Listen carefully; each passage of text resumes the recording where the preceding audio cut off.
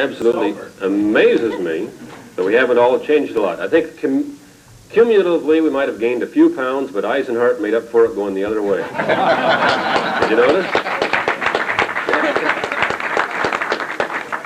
So I think as a group we're about the same. I should explain to all of you that Mr. Mott does not yet know that the reason for our getting together, he thinks he's just one of the guys that happened to be in town, was indeed to honor this man who probably doesn't realize that we really are proud of where we came from.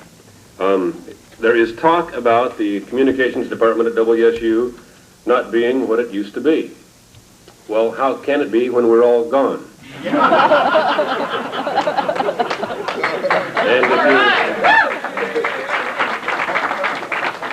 And if you had been sitting at this table, you'd realize we're not the only ones who feel that way.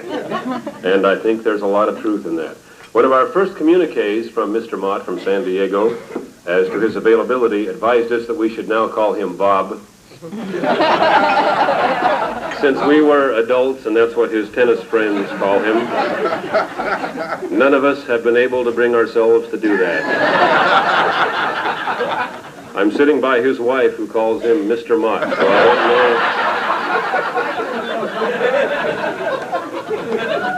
I don't know how he can expect us. It's interesting to look back, because we thought of this as a very brilliant man running our department, and at the time he seemed to be, but when you look back, it came home because we sent the man an airplane ticket. He sent it back and drove up here.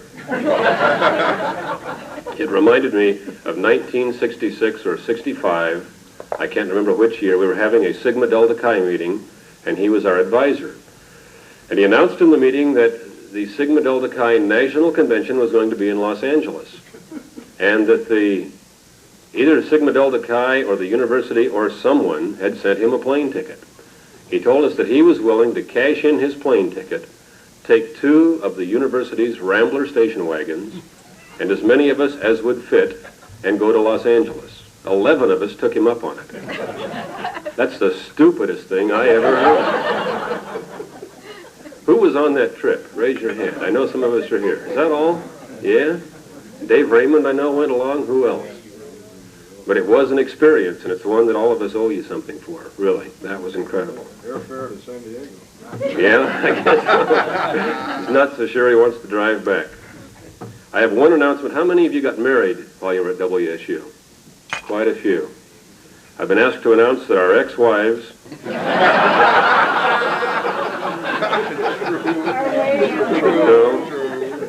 they are getting together in Palm Springs in October.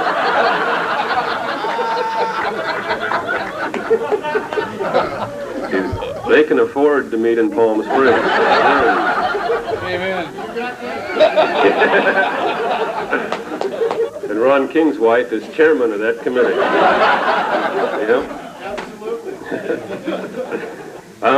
I have a few noises I want to make. Usually we have a rather elaborate sound system for groups this size. We asked for everyone to send us some tape if they had some. Thank God not many people had some left over. While at WSU, some of us worked for small stations around the state. Ron King was from Prosser, Washington. And he decided, since he was at WSU, where the talent was even better than it was in Prosser, Washington, he would have a bunch of his friends record IDs for KARY in Prosser. He sent me a tape that had about 15 of these on them. 12 of them sound like the same guy. I think it's 8 different guys that all tried to sound like a radio announcer. I'm going to play a few for you, and you might scribble on your napkin and see if you can identify. I haven't even tracked these down to see who they are, but listen to a couple and see what you think.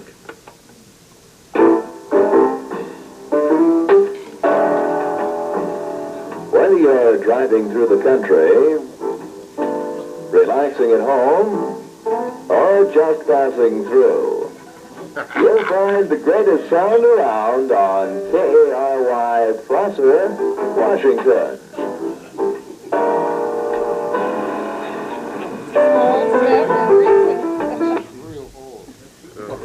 Could be.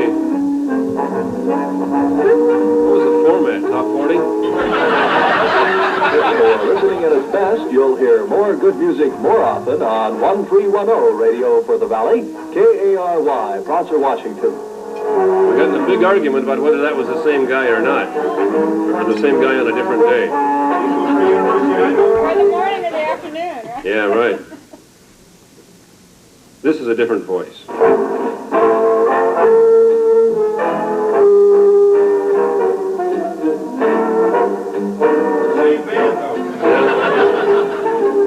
Whether you're driving through the country, relaxing at home, or just passing through, you'll find the greatest sound around on KARY, Prosser, Washington.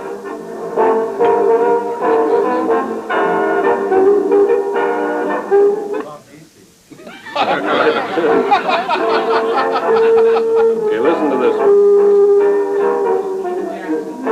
For listening at its best, you'll hear more good music more often on 1310 Radio for the Valley, KARY, Prosser, Washington.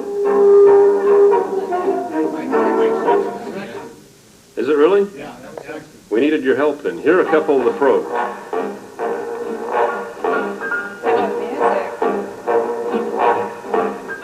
The light, bright, good listening sound in the Yakima Valley. This is KARY, Prosser, Washington, at 1310 on your radio dial.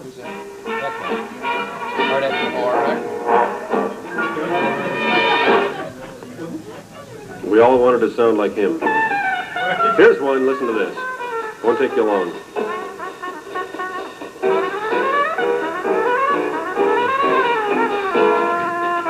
For listening at its very best, this is the big sound in the Valley, KARY, at 1310 in Prosser, Washington. Jumbo.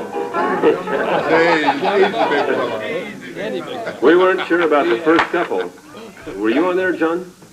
Me? We thought maybe we heard John Lindsay. No, not true. And then we thought maybe Pat Rowe. I don't recognize Prosser. Okay.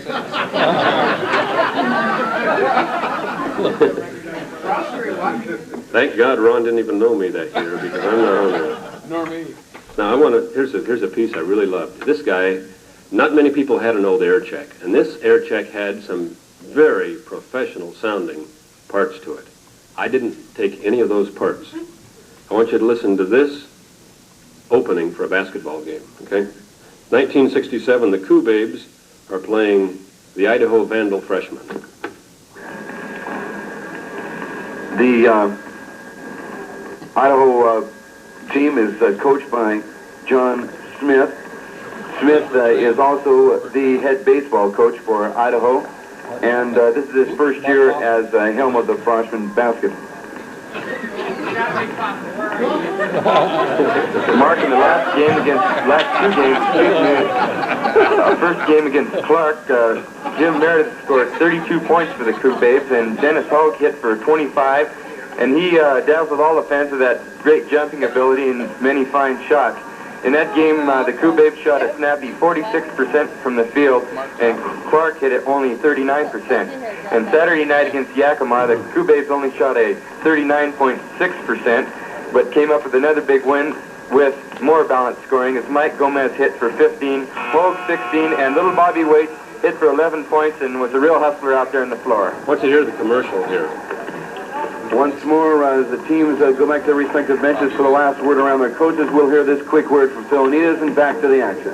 Remember This Phil Anitas? broadcast of Coup Babe basketball is being presented with the best wishes of Phil Anitas Restaurant. The people at Phil Anitas hope you enjoy hearing the game, and if you do, why not stop by and tell them so? While you're there, you might try one of their great sandwich ideas.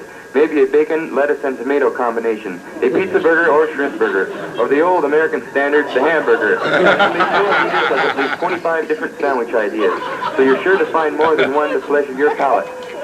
And of course, the menu includes many other lunch ideas too. For a meal that is out of sight, go down to Phil Anitas Restaurant in downtown Pullman. Okay, Glenn just already went out.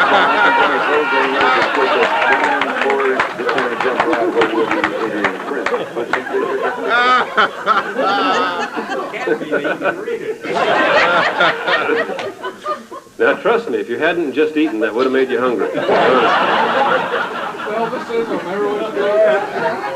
I want to point point out that Mark Kaufman became one of the Seattle area's outstanding sports announcers, now the public relations director at Longacres. Mark, stand up and take your just due. Okay?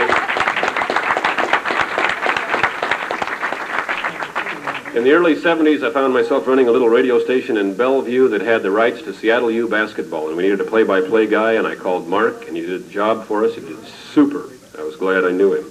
We asked him who was working with him on that. He couldn't remember who that poor kid was. But Phil and Anita, and that was their names, became big advertisers and moved from live copy to seriously produced professional radio spots. And I happen to have one.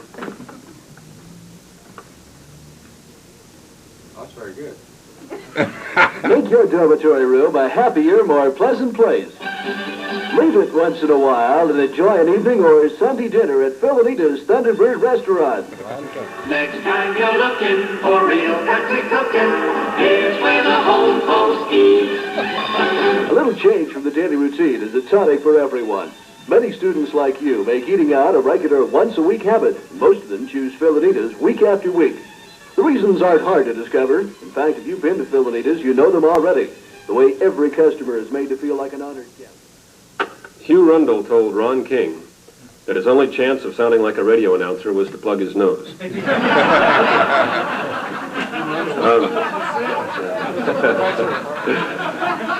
Fortunately, Ron's had a pretty good career in sales, and that Ron was not the only voice of Phil and Anita's. We have more.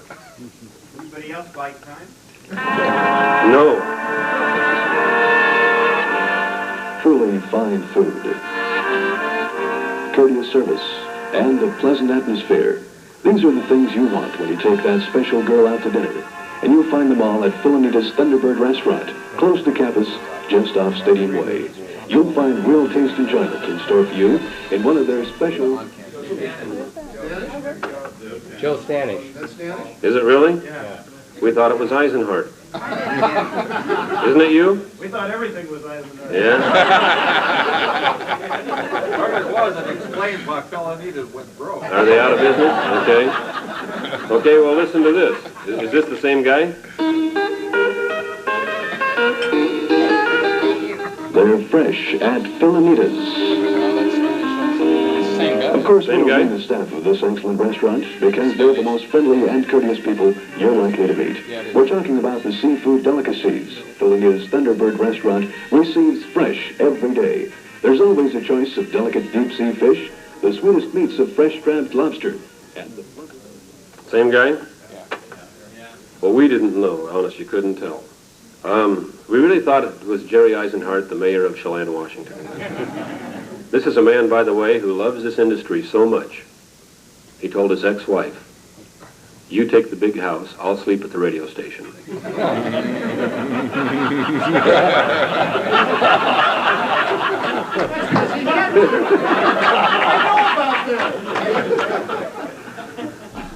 told me.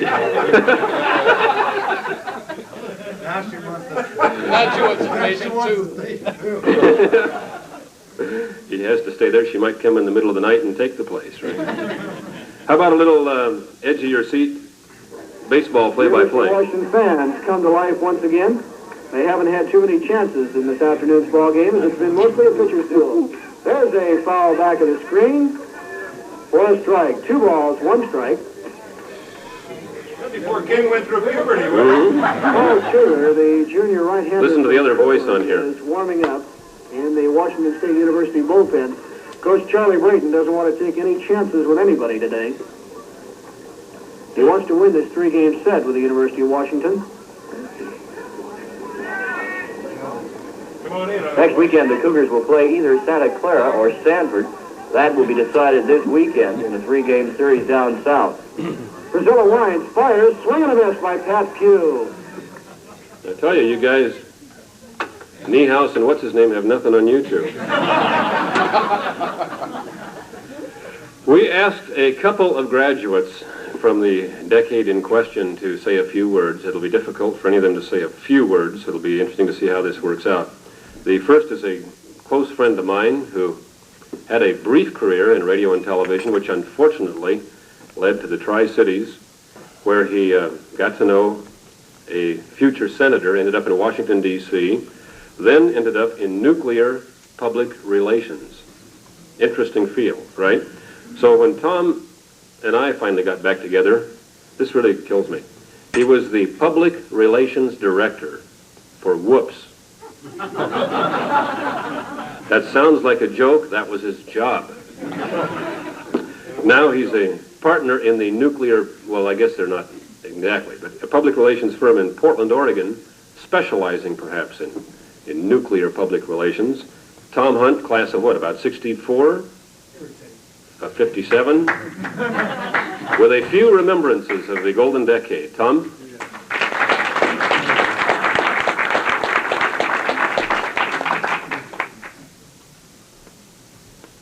You may remember that before Whoops, I used to tower over Steve.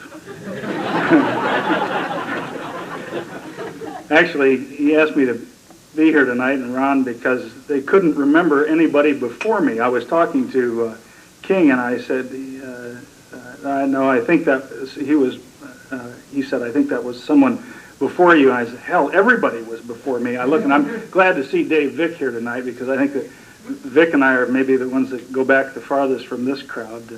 I was talking to Rick Mauser back here and saying, geez, you know, I have a hard time remembering back that far. And he says, I don't have a hard time remembering, but I sure as hell have a hard time telling what I remember. I'm really pleased to be with this group tonight, and I won't take much of your time, but if you stop and think about it, this is really a special crew, and I know that all of you have various reasons for thinking so, but if you stop and think about it, there are only 87 people in the United States who can say W, and 68 of them are here in this room tonight.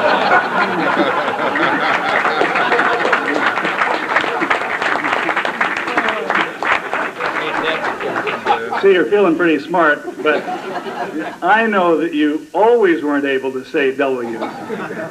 There was a time, you know, that treated you like you were brain damaged when you got the, what? You can't say that, you know.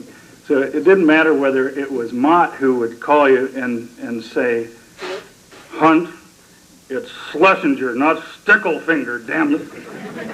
Or whether it was Harrison who started each call with, you idiot.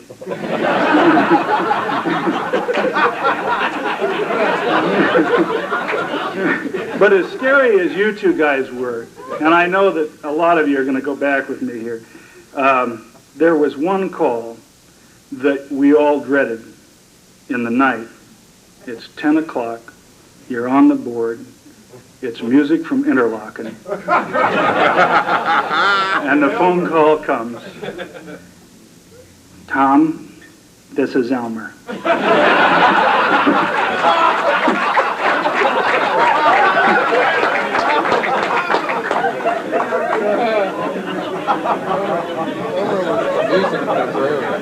That was side 4, cut 2, not side 2, cut 4. Mendelssohn never brought the oboes in before the cellos. Don't you know that?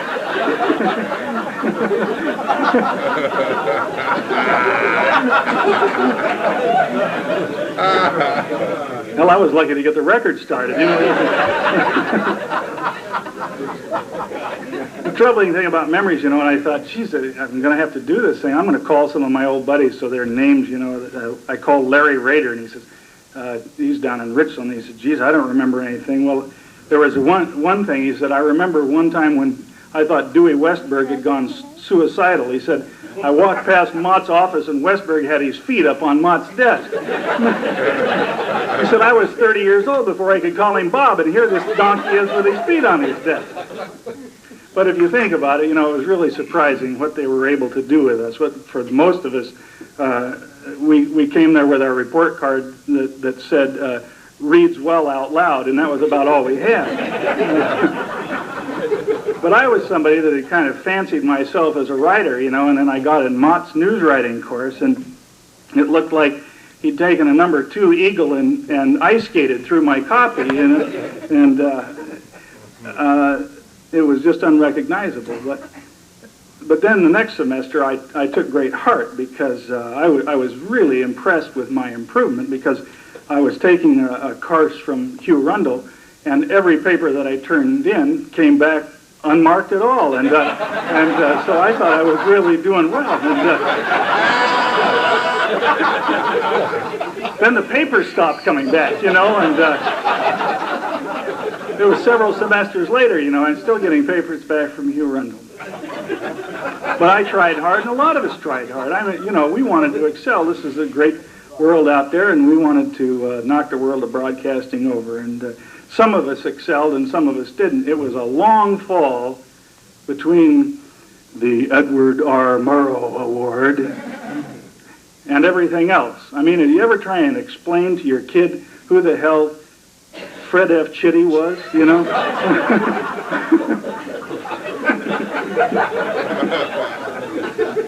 I remember one summer, a fellow by the name of Mike Sexton, who you heard on Steve's tape, and I were doing the morning show. And Mike did the news, and I had the board shift, and we were able to carry that through the summer, as many of you did. And when it was over, we were both stunned because we'd gotten a letter from Bob Mott, and it expressed his appreciation, but it said we had done a good job.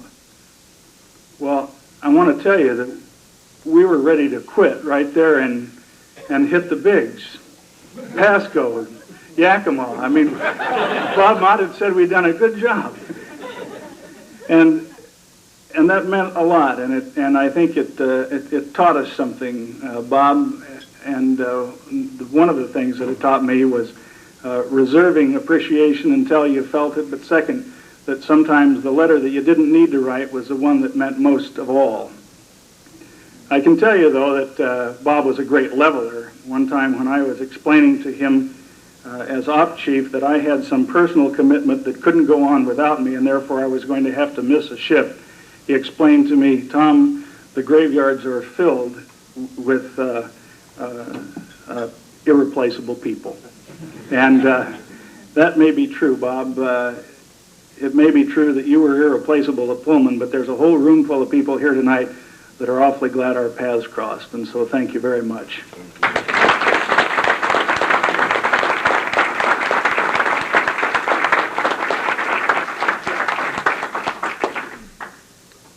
Our next speaker is from the mid-'60s, as many of us are, but I can't introduce Ron Carter without playing a piece of tape.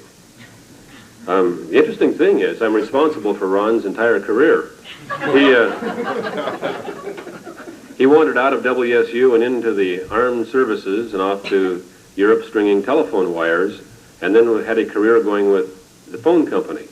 And I was program director of Cairo Radio, and Ron called me to see if I was busy.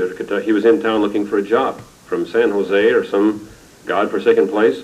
He had been to KVI in Como, and since they wouldn't hire him, he was going to go to Everett.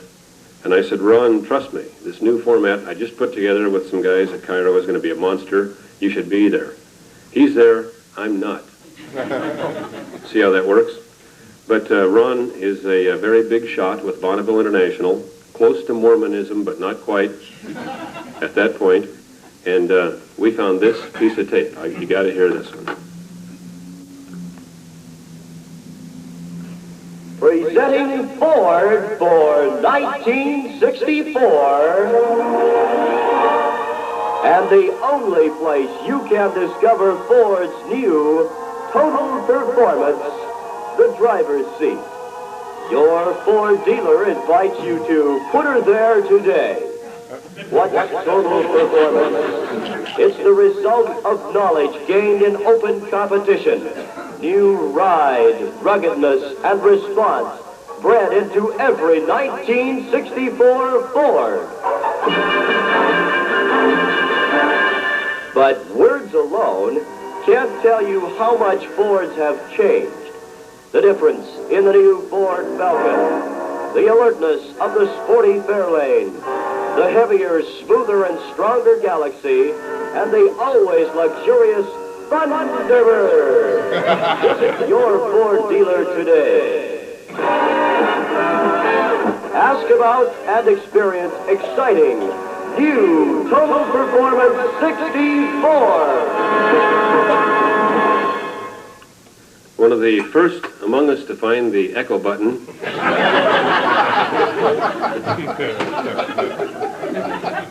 My good friend Ron Carter. Ron?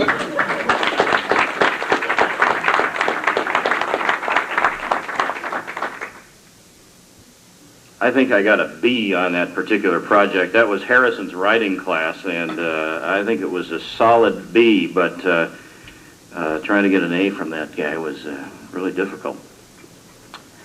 First of all, I'd like to thank everybody for being with us tonight. A lot of people have traveled a lot of miles to be here. We've got Steve Peppard from New York, Dave Lacey from New York, Don Wright, where are you? From Mobile, Alabama, John Wada from Honolulu, Hawaii, or is that the right? Okay, Kauai, from Kauai. We've got people from a long ways away, and we thank you a lot for joining us this evening. It's been fun to put this together. When I think back to the halls of Arts Hall, the memory is no longer there when you go and visit today. I don't know if you've been there lately, but the memory is no longer what it was. When we were there, we had students involved. We had people with hands-on learning experiences. We were having fun, and we were very, very committed to putting together an outstanding product. And I think, by and large, despite what we're hearing here this evening, I think we did a pretty good product. The man who set the tone, the man who gave us the environment, coaching, criticism, whatever, is with us here tonight. And I don't think there's anybody who's in this room tonight who worked around him that would deny that the Colonel had a very significant positive influence. He taught us two things over and over again: preparation and attention to detail. You only went into his office unprepared once. Only once. That's a lesson it only took once to learn. But preparation was one of the things he taught us. And attention to detail was also taught over and over again. In 1966, as Steve was mentioning, I think it was 66, several of us attended this convention in Los Angeles. I recall it as an A.E. Rowe convention. Can you imagine today, as an adult, thinking about the prospect of driving in two state station wagons, 19-whatever, Rambler station wagons from Pullman to Los Angeles with a car full of kids from Washington State University? That's what Bob did.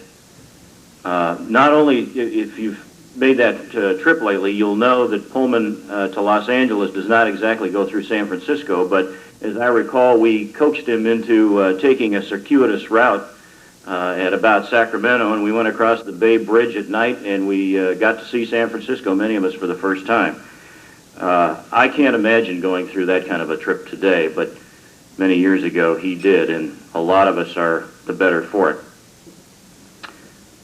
You know, for years we thought he was God, 4 years of learning that, but I don't think I'll ever forget the thought that raced through my mind in the bar of the Biltmore that evening in Los Angeles when the cocktail waitress asked, "What'll you have?" and he said, "A cutty water." And I thought to myself, this guy is all right.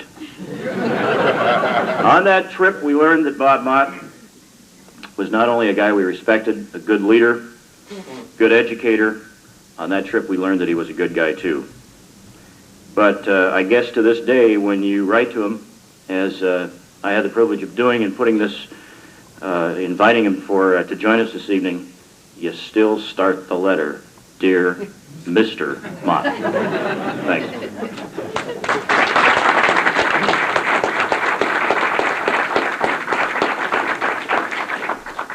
We also learned on that trip that the dancer at the body shop, billing herself as the former Miss Florida, looked like the girls in the middle of the magazine, and we hadn't ever seen that in person before, most of us haven't since. The thing I remember about that trip is that I lost a coat in Winnemucca, Nevada.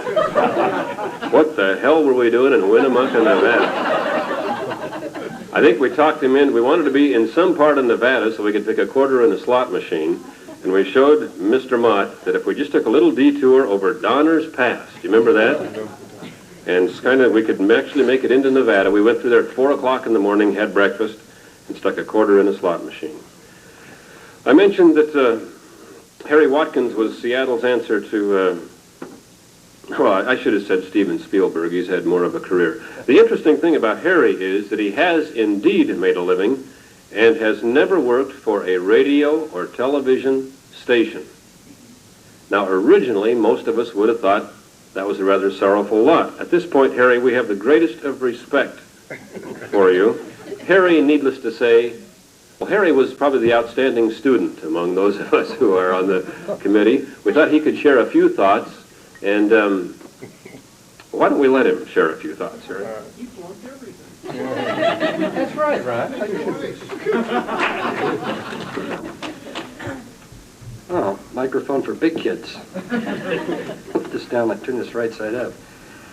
I'm really happy to see that Dave Vick showed up tonight. We happened to have bid against Mr. Vick's company on a recent television commercial production project. I didn't know you were such a whore, Dave, and you could go so low.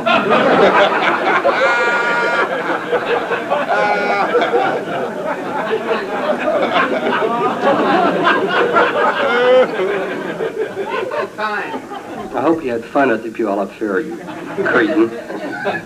Now, everybody, I shouldn't say everybody, but some of the people like Ron King and Mr. Carter asked me to keep it clean tonight, so I'll try best I can. But anyway, what I wanted to do is kind of, from my perspective, give some remembrances, and I'm not eloquent like Mr. Montgomery because I never got to be much more than a C announcer. As a matter of fact, my announce coach, Rick Mauser, said to me, "They're starting a good film program here." And I did. Fred Hogue yelled at me once. I was so lonely. Anyway. Because he was so big. What do I remember most about my years at Washington State? Well, I guess really it's not like the rest of you. It's not a single thing, but just a collection of so many. Actually, I first came into the department, when I came in there was shortly after I flunked organic chemistry and decided I really didn't want to be a gynecologist after all. At that time, I was warned by Ron King about the colonel, Mr. Mott. Cross him in your history. And so I did my level best for the first couple of years to, dodge him in the hall, avert my eyes. And, I did a good job of not getting found out for the first 2 years I was there. And then, like all the rest of us, I had to take his news writing class, and the game was over. And I think after he met the likes of me, he'd go home at night to Edie, and he'd say aloud, like, what am I going to do with this new crop of no talents? What am I doing here? And one of the things, I guess, that might really get us all to remember this most was a thing that happened when, I guess, we were juniors, Dave Lacey and a bunch of us who were really heavily involved with TV crew, was when George Lincoln Rockwell came to campus. Now, many of you may not remember Mr. Rockwell, but he was then the leader of the American Nazi Party. And our Mr. Mott allowed us how he should do a videotape interview with Mr. Rockwell. And so he lays that on Cal. Cal musters the TV crew, and we light up the sets. And we're all set to go for our leader and this Nazi. And everything is going along like really good. And I'm running the camera in the center of the floor, and I'm doing my thing and framing the shots the way Cal's calling them, and everything's good. And then Rockwell's comment was, well, I really think that the solution to the minority problem in this country is to give every black man, woman, and child $5,000 and send them back to Africa to colonize. And Bob acknowledges this, and Cal, of course, and I'm sure it was Cal said, and we're all wearing headsets, of course, says, leans over to Lacey, who's switching, and he goes, Lace, when you leave, can I have your car?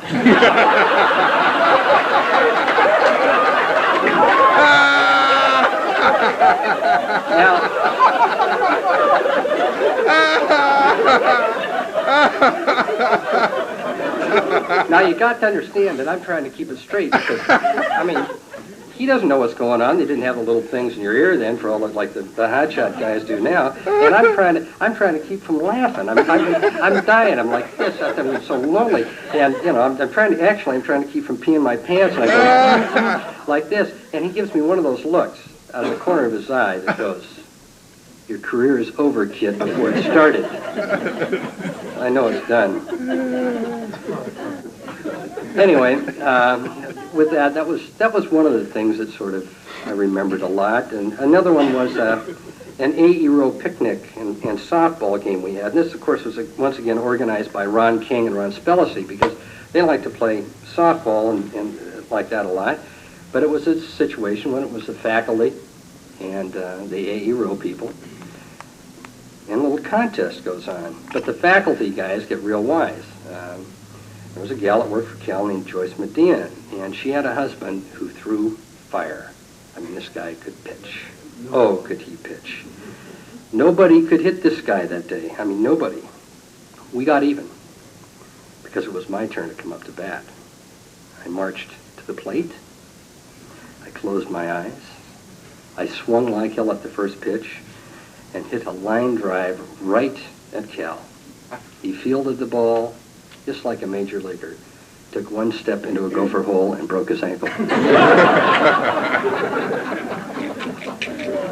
Anyway, those are just a few of the many remembrances I think that we've all had and the funny things that have gone on. But there's, I think, something more important that I'm reminded of every single day because in our business, in our company, we see a lot of Washington State Communications graduates. And they come into our office looking for work. And unfortunately, they don't have a clue what it's all about. During these times when they happen, I'm thankful for Bert, for Mike McNamee, for Cal Watson. These guys shared with us, they taught us, they demonstrated how it should be done because they knew how to do it. And I'm especially thankful for Bob Mott because he set such an example of excellence. When I left his guidance for the real world, I knew one very important thing. I knew how to work. Thank you, sir.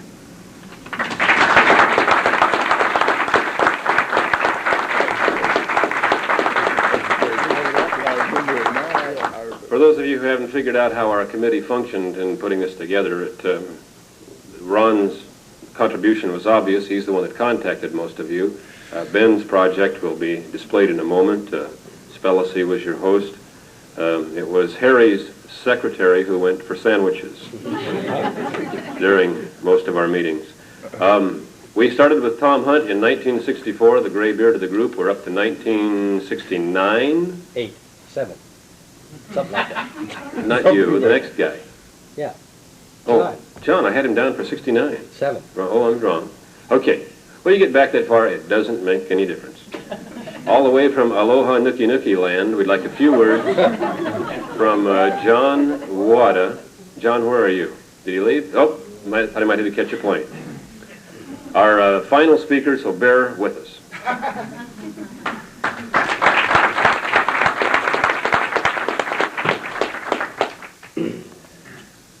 Dave Lacey and myself went to Washington State's communication department before having slant eyes and dark skin became fashionable.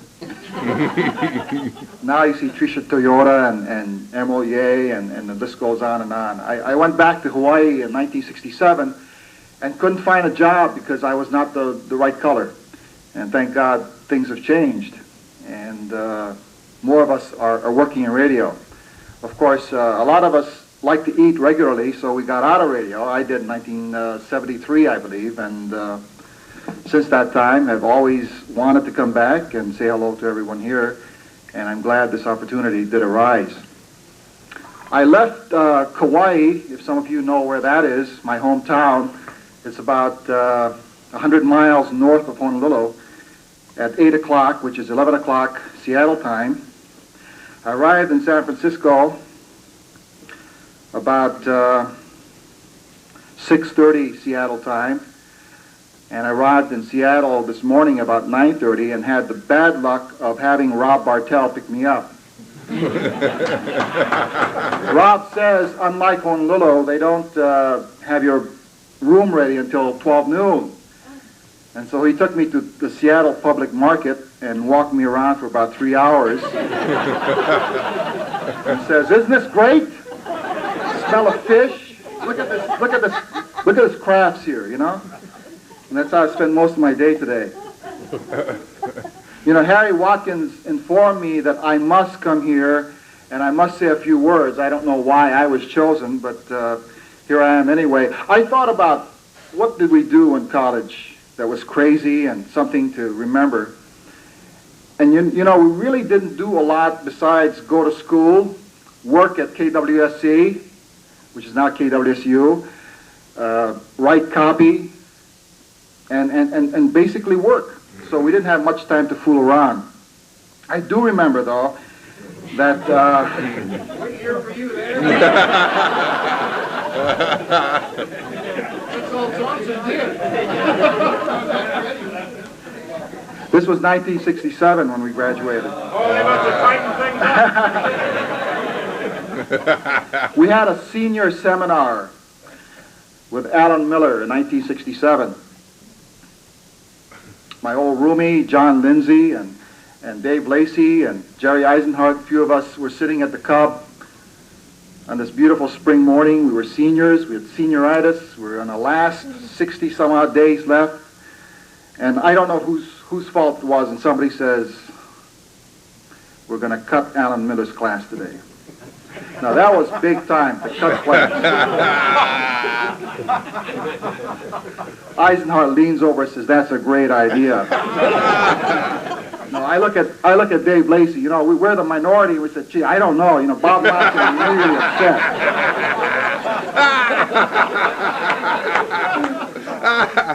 So John Lindsay says, don't worry, we got this covered. We're going to cut Alan Miller's class. Nobody's going to miss us. So who shows? I think Sally Hudson was the only person to show up that day. And as expected, the next day, we all got a message from Mr. Mott. Now, because of his military training, I think it's, what is it, divide and conquer? He didn't call all of us into his office at the same time. No, he was smarter than that. He called each one of us separately. And I don't know what he told most of you guys, but the first thing he did when I walked in, he says, close the door.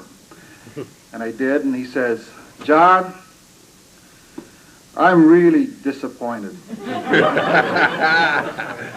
You know, you've been a great student, but now I'm really disappointed. Now, it seems 20 years later that this is not a big story, but at the time, I thought my world had ended. You know, my forefathers bombed Pearl Harbor, and they knew what happened. This was even worse. I tell you, it was really a terrible situation. And to tell you how important it was for us to have Bob Mott's best wishes and support throughout the entire broadcast career, it really meant something to us. And as I said, it was something where it was really a very, very important thing to us to not disappoint Bob Mott. I know that I speak for myself and for all of my fellow classmates from the class of 1967 when I say that although many of us are not in the broadcast field, when we did go to the various radio stations and when we did do our demo tapes or write copy, we were well prepared. And when I did move up into hiring and firing, and I saw the kind of talent that was coming out of various colleges and various schools, no one could hold a candle to WSU. And I think it's a great tribute to a man like Bob Mott, that he did prepare us for great careers, and I think we all owe a great debt of gratitude to him. And on behalf of myself and for, if I can speak for the class of 67, I brought this little gift from Hawaii, and at this time I'd like to present it to Bob Mott.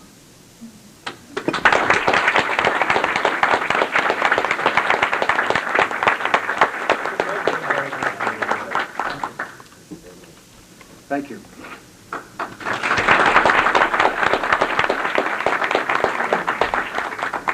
We will open that in public shortly, sir. Okay? Okay with me. As I was leaving the Pullman campus in 1966, if you had told me that we'd be getting together in 20 years, I'd have been pleasantly surprised. If you had told me that Cal Watson wouldn't be here, I'd be sadly surprised. If you told me that Hugh Rundle wouldn't be here, I'd be sadly surprised. If you told me that Bert Harrison would be here,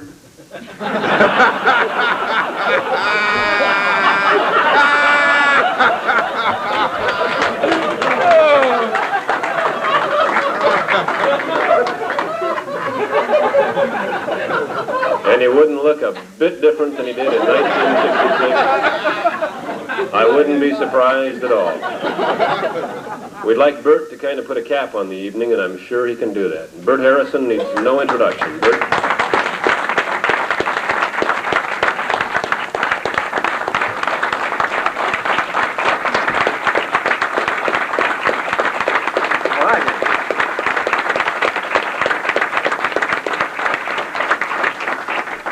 Thank you, Steve, and I think you have a date in Bob Mott's office tomorrow morning. I've been asked to say a few things about the clowns that we all used to be associated with over at WSU, and the ones I'm talking about are the ones who, like me, drew the salaries while you guys did all the work. I could tell you endless stories about all of them. Alan Miller, for instance. Alan invented highbrow broadcasting in 1927 in Chicago. Miller was putting guys like Clarence Darrow and Saul Bellows on the air before they invented the microphone. They used spark gap, you know. Alan, as any of you who ever dealt with him will testify, was a Puritan, a stern moralist who always reduced everything to what was right, which was his side of the question, and what was wrong, which was your side. This rigid view of right and wrong also made Alan, and I don't think all you guys knew this, the most vicious poker player I have ever met. In a poker game, Alan always played his card as if he had the right hand. Now, I've met other poker players who did this, but Alan always won. You could be holding an ace-high full house, and you'd fold because one look at Miller, and you'd know he had four of a kind. And be hours later before you figured out that at the very best, the great moralist couldn't have had more than two small pair in his hand. Or there was Cal Watson. Now, I knew Cal when he was young and pursued women with the same single-minded enthusiasm he later devoted to directing community theater plays or supervising the television activities of the Corporation for Public Broadcasting. Watson's technique with women had a somewhat turn-of-the-century elegance. He'd meet a girl on Tuesday. He'd date her Tuesday night, Wednesday, Thursday, skip Friday because of some previous commitment, take her out Saturday, and all day Sunday.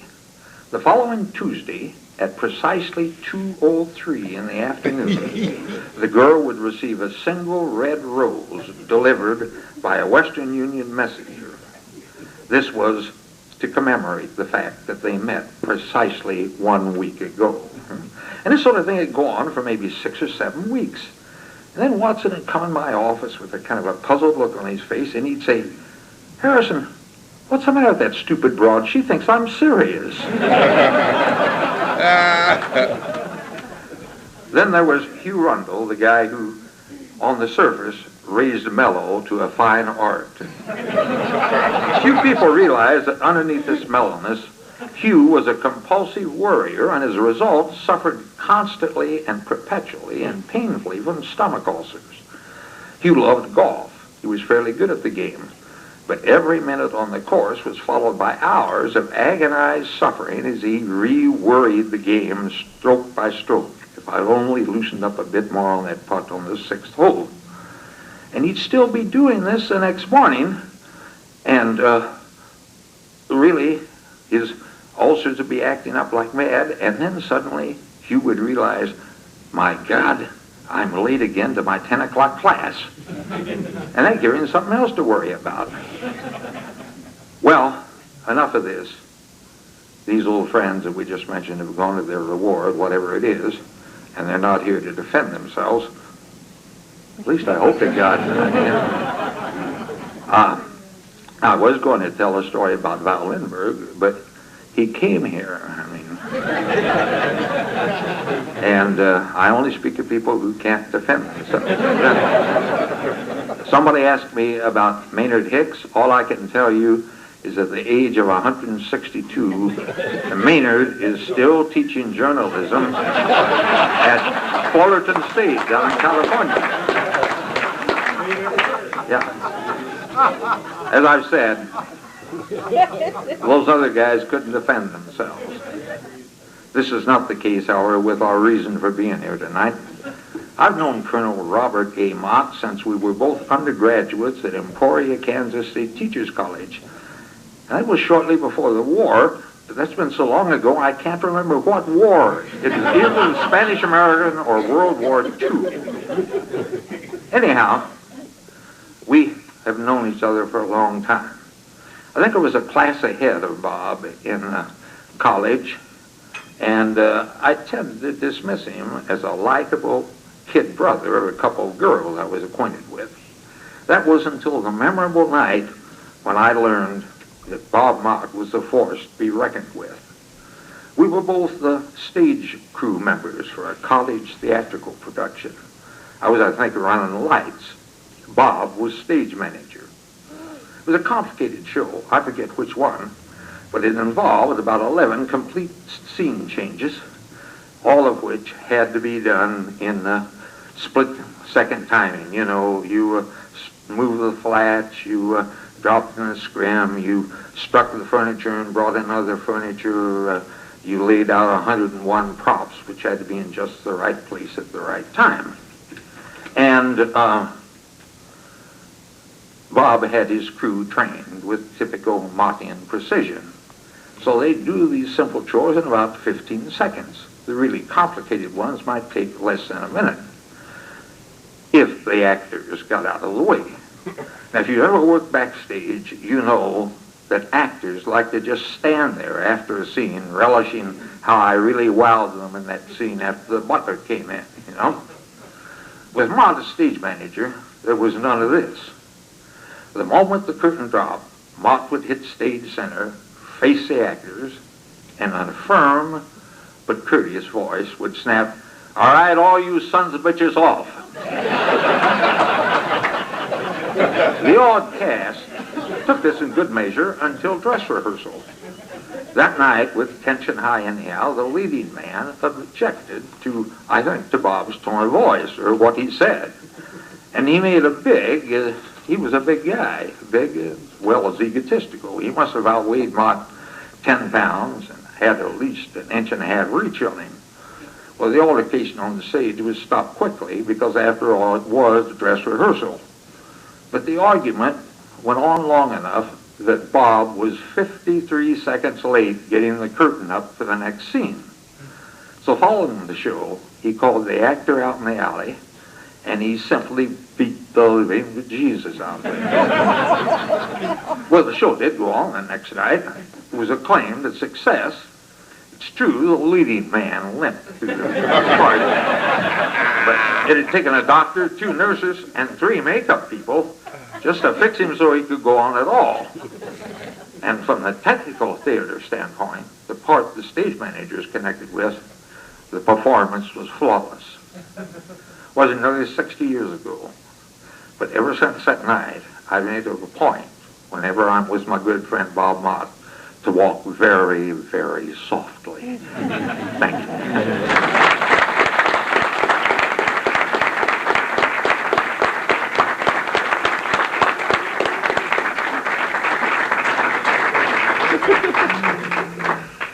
We aren't quite finished with our program, but we have to pause for a moment because we hired a very expensive photographer to take a group photo, which will be an important part of the rest of the program. So if wives, dates, and daughters will bear with us, where do we want us? Okay, we'd like all the graduates to step outside the door. Maybe the rest of you could use the ladies' room for a moment. Yes. Pardon? Okay, we'll all go en masse. Immediately following the photo, come back in, sit down. We'll have you out of here in about 5 minutes. Okay? Out in 3 days, I had laid out it more, I had to keep my face covered. If you went to the restroom and you're not back yet, please raise your hand. Anybody have an empty chair? Oh, we do. Who is it? Carter and Spellacy are helping the photographer care. By the way, $10 of what you paid was for a color picture, a copy of what was just taken. So you will have one. Okay? Now, a few presentations and the introduction of our honored guest who did not know he was to be an honored guest. Walked right into the banner and didn't see it.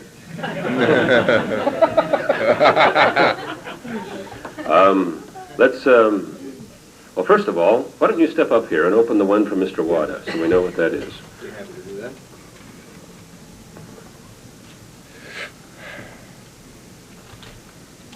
It's too small to be a hula girl, so we're safe.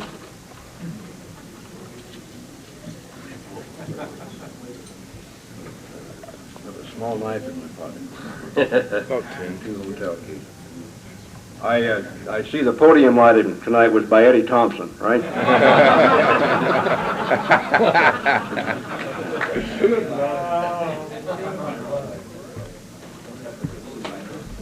we go. Success at last.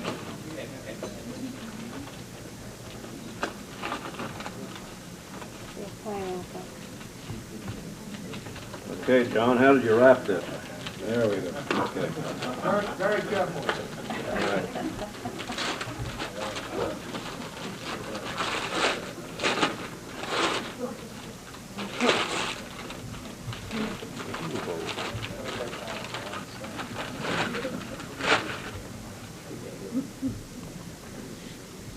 I can't tell you what it is without my glasses on. I've lost my glasses, but it's obviously solid bows or bows. Don, thank you very much. I don't see you out there, John. Where are you?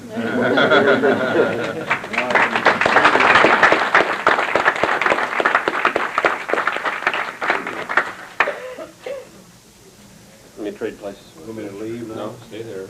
Stay there. One other personal presentation comes from, of all people, Rob Bartell. Can you imagine that? No. We're all a little worried about what this might be, Rob. As most of you know, especially Mark Kaufman, who I had to be his announcing coach for, I don't use a microphone. But one thing that we've talked about all night is we've talked about him as the Colonel. All right? He's retired, and this is not a gift from me, but this is from everybody in this room. There are two things which I hope he will cherish for the remainder of his retired period, to not only improve his tennis game, but to remember us. Behind his back, every underclassman referred to him as the Colonel, with a great deal of respect and fear. Like everybody else, I had the closed-door session. I also had the unfortunate session of covering for his family when he didn't show up one time doing a 14-hour shift, and also getting a phone call about my commentaries on KWSC that I had broken a 52-year tradition. So I've had many of these conversations with this wonderful gentleman, and he has affected my life greatly.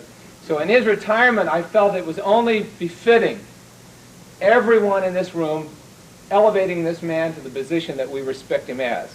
So I'm going to ask him to open this and display this to you. I will not tell you what it is. And this, we will finally have reached the pinnacle of his success. And he'll have to describe it to you. You won't even need your glasses.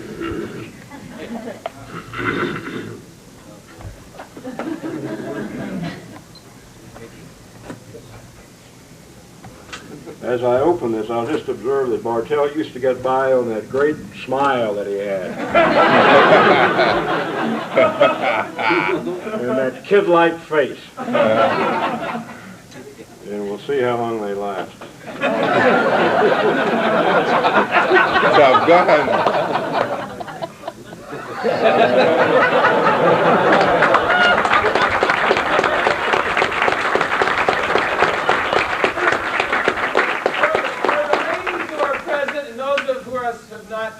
Unfortunately, I had my little session with Uncle Sam. In the middle of the Top Gun is an official, honest-to-God, real United States Army 5-star general emblem. He is our general once and for all.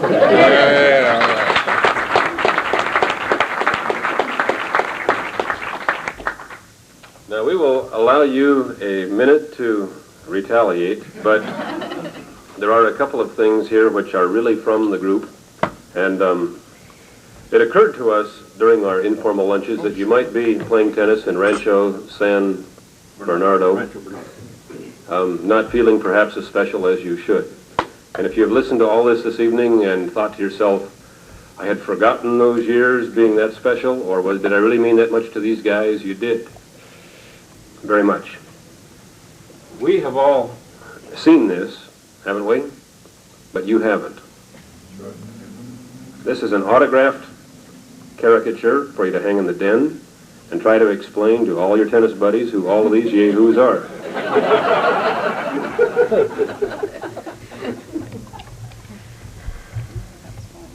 That's marvelous.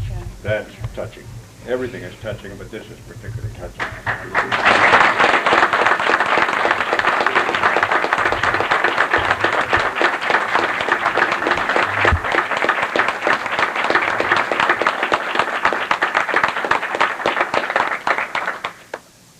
And this took the advertising director of Safeco Insurance 7 weeks to produce. That's about how fast they pay claims. Exactly.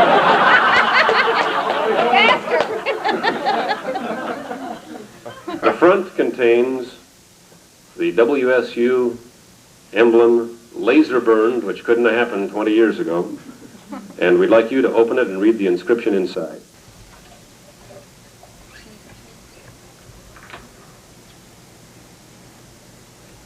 August the 16th, 1986, to quote Mr. Mott, close the quote, because he cared enough to push us to be the best. Thanks for our careers, WSU Communications graduates 1960 to 1970.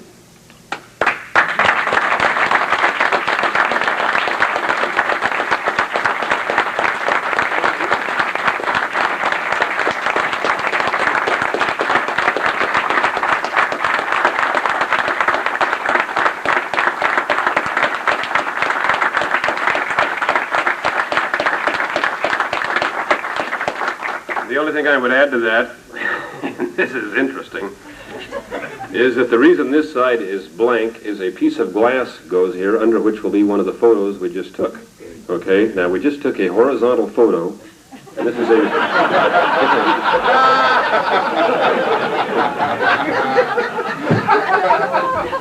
If you saw my discussion with the photographer, I was explaining to him it had to be a vertical. He said it can't be a vertical, and I said it has to be, and he said it after about 7 has to be, can't be's, we shot a horizontal picture. So, with that, sir, the microphone is yours with about 200 or 300 thank yous, and then we're going to have a glass of wine. Okay? Well, I'm overwhelmed despite the lighting by Eddie Thompson. And I'm really here under false pretenses because Ron Carter did a number on me. I kept thinking as I corresponded with him, this is sort of strange for Carter because there's really no structure to this thing. He didn't tell me exactly what time it was. I knew it was in the Westin Hotel, and that was about as far as we got. He didn't say anything about program and so forth and so on, and I really thought, till I began to get some slight clues today, that I really thought this was a reunion of WSU people, and that I was just going to be one of the folk that was going to show up. So I'm stunned, I'm startled, I'm surprised, And obviously, as I'm sure you understand, I'm very pleased to receive the reception that you provided for me here tonight. It's going to be fairly obvious as I stand here for a few minutes and try to collect my wits and my thoughts that I don't have any prepared remarks because I didn't know that I was going to say anything. I didn't. I guess on occasions like this, which has been very far and few for me, I'm reminded of a story about the British publicist who was doing a story about Cary Grant, and he didn't suddenly realize in preparing to write the story, he didn't know how old Cary Grant was. So wanting to save money, he sent a cable to the States, and he said in the cable, in the briefest form that he could, how old Cary Grant? And Cary Grant got hold of the cable and responded, "Oh, Cary Grant, fine. How are you?" And I'm here to say that old Bob Mott is fine, and I hope I have a chance to find out how all of you are. I've had an opportunity to talk with a number of you at the reception, and I hope we can talk with some of you later this evening. Edie and I are really pleased to be here with you. We came to Pullman 30 years ago in 1956, and we lived there for 12 years. That's the longest time we've ever lived in one place in our lives. I can't hold steady work. We bounced around a lot, and as some of you know, I retired about 2.5 years ago, and we are now living in San Diego. And for those of you who care, I'd like to give you our home telephone number and our address with instructions or orders, if I can still give orders, to give us a call, come by and see us whenever you're there. So if your pens and pencils are ready, I don't have a card anymore because I'm really retired. The address is 12979 Camino. That's capital C-A-M-I, you know. Ramelette. It's capital R-A-M, stands for Robert Allen Mott. R-A-M-I-L-L-E-T-T-E, and the zip is 92128 in San Diego. We're in the phone book. Our number is 619-451-3469, and Steve Papard in Jersey, the number is whatever. Do you need help? I don't know why I'm here. I don't know. Yeah, I may need help. Shall we sing? No, I think not. I just want to say that those 12 years in Pullman were great years. I think Edie and I planned to stay there a couple of years and move on. We stayed for 12. It was a great experience for us. We enjoyed that activity in that small university town more than I could have imagined. It holds memories for us that we'll never forget. I guess among other things, I probably want to thank Bert Harrison for hiring me. Some of you don't realize this, but Bert was the guy who hired me and persuaded me to come to Washington State University. I was at Liberty and available, and we came and we had great years there. We used to do student evaluations, and we used to talk about the fact that you never really know how a student turns out when he or she is in school, an undergraduate, or really how that person turns out a few years after he or she is matriculated. What you find out is how well that person has succeeded after a period of years, such as 15 or 20 years. And tonight I've seen an ample evidence that a group of people that I had an opportunity to work with have turned out exceptionally well. I'm exceedingly proud of all of you. And I'm particularly happy that all of you had great taste, great judgment, and great wit in your remarks tonight. That sense of humor was pleasant and exciting, and I was just happy to hear it.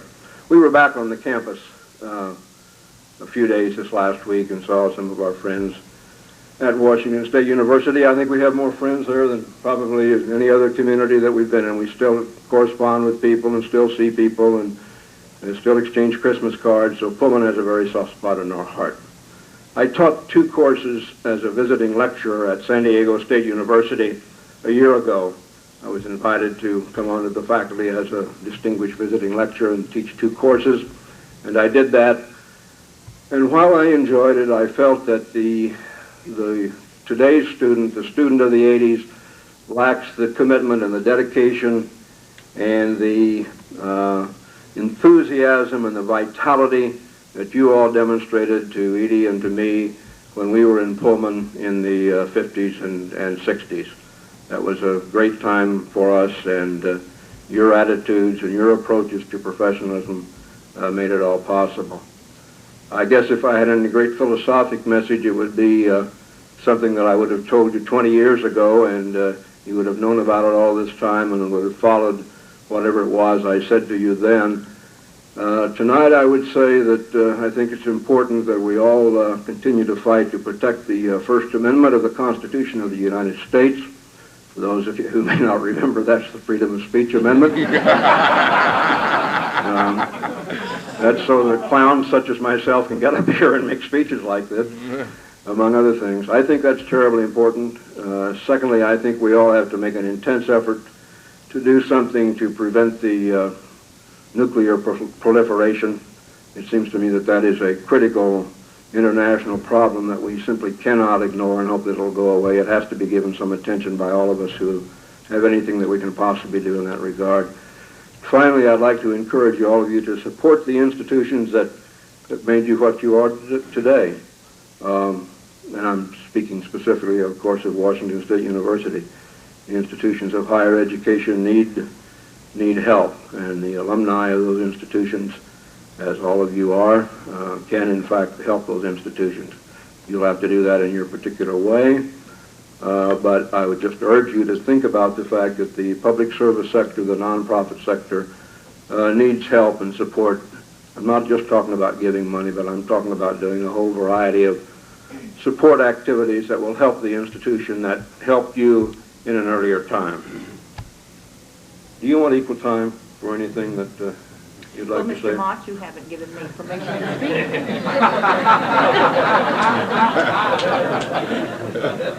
Thank you very much for letting me come along. I've enjoyed it thoroughly, and Robert has really been thrilled. Thank you so very much.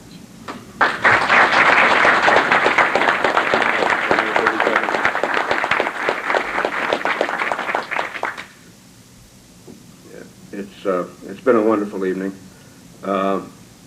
I was going to thank Ron Carter for making the arrangements, but after he boondoggled me the way he did, to hell with that.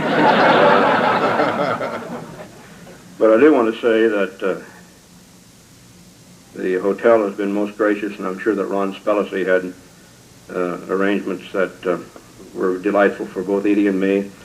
And we have space in room 2950 of the South Tower for any of you who have additional time and would care to come up and join us and sit and talk. We may flow over into the bedroom in 2962, which are adjacent to each other, and we'd just be delighted to have any of you who want to spend some more time this evening to join Edie and me, 2950 in the South Tower. So thank you for a very pleasant surprise, and thank you for a wonderful, warm evening. It's something that I will obviously cherish for a long, long time. And if any of you think that you can beat Edie and me in tennis doubles, let us know, and we'll either play you here or we'll play you there. Just as long as we've got a level playing field and 3 tennis balls, we're ready to go. Thank you.